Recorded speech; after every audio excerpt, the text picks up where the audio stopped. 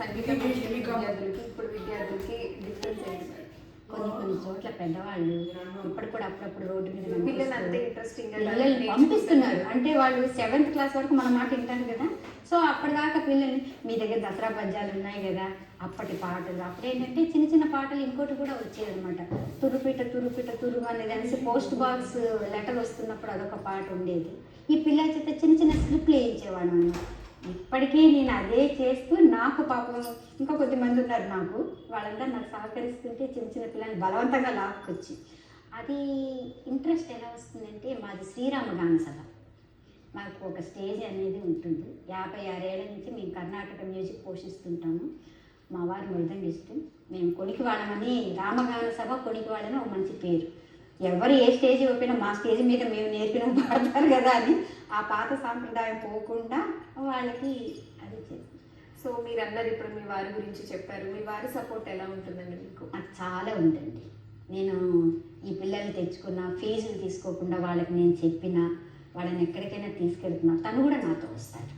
ఎక్కడైనా నేను శృతి కానీ లయ కానీ ఎక్కడైనా తప్పుతానేమో అనేసి ఆయన కొంచెం బాగా సంగీతం తెలిసిన వాళ్ళు మా అత్తగారు వాళ్ళు శృతిలో పెట్టి ట్యూనింగ్ పెట్టి నెమ్మదిగా ఎట్టగొట్టు ఈ రోజు వరకు చాలా చోట్ల చాలా ప్రోగ్రాంలు పెద్దవాళ్ళతో చిన్నపిల్లలతోటి అలా ఇచ్చాను. బాగా హ్యాపీగా అనిపించిన ప్రశంసలు ఏంటి? నా ప్రశంసలు అంటే మనకేం అవార్డులు అవి అక్కర్లేదు, కానీ మనం చేస్తున్న పనిని మన వాళ్ళకి సంతృప్తినిస్తే చాలు. అది ఎలాగంటే ఇప్పుడు మా మామగారు ఉన్నారు, నేను గొబ్బెమ్మలు కూడా చేసేదాన్నండి. త్యాగరాజు గాన సభలో స్టేజీ మీద గొబ్బెమ్మలు పెట్టించి పిల్లలకి భోగిపళ్ళు పోయించడం, గొబ్బెమ్మల పాటలు పాడించడం.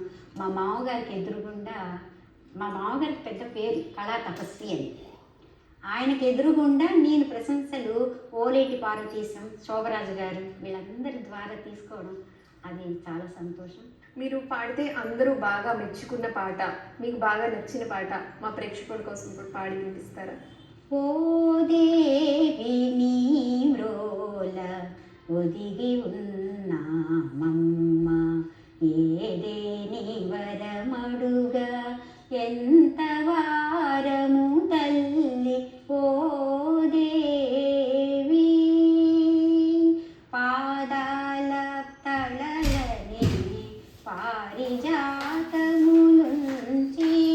మోదాల బాష్పాల ముత్తేసరు జననిదయ రసహృదయ జలజవని నిలయ జయ జయ కృపాలయ జయ జయ హరి ప్రియ ఓ దేవి నీ మ్రోల ఒదిగి ఉన్నామమ్మ, ఏదేని వరమడుగా ఎంత వారము తల్లి ఓ దేవి.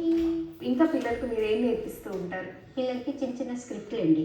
అంటే ఇప్పుడు నారద గాన సభ, నాతో పాటు లక్ష్మి పద్మ అనేసి 2 అక్క చెల్లెళ్ళు ఉంటారు.